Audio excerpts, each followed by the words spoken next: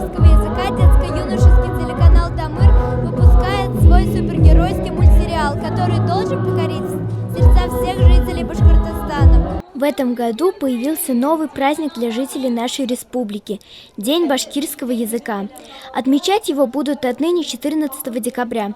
Этой дате мы обязаны Мифтахиддину Акмуле, просветителю и поэту. В честь такого события в Башкортостане провели торжества на множествах площадках. Гора новостей побывала на самых ярких. В каком костюме ты сегодня и как тебя зовут? Я сегодня в костюме главного героя. Я хотела иметь способности такие же, как у Мура. Летать, хорошо стрелять из лука. Сразу в 3 торговых центрах детско-юношеский телеканал «Тамыр» презентовал комикс и анимационный фильм по мотивам эпоса «Урал-Батыр». Жители страны Нурбастан говорят на языке Мустая Карима и обладают волшебными суперспособностями. Заинтригованы? С какой целью вы пришли на этот концерт?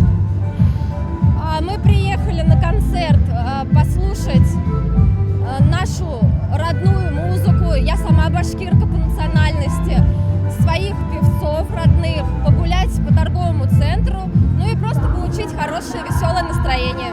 Телеканал «Тамыр» не случайно выбрал дату для презентации в День башкирского языка. Ведь Юнур и его команда готовы не только попадать в различные истории, но и обучать зрителей башкирскому языку, культуре и знакомить с национальными ценностями на протяжении 12 серий. Как вы думаете, история о Нурбустане и веселых лучезариках далеко шагнет за пределы нашей республики? Создатели планируют выпустить как минимум 5 сезонов. Пожелаем удачи Юнуру и его команде. Азалия Хисамудинова, Дан Хамитов специально для Горы новостей.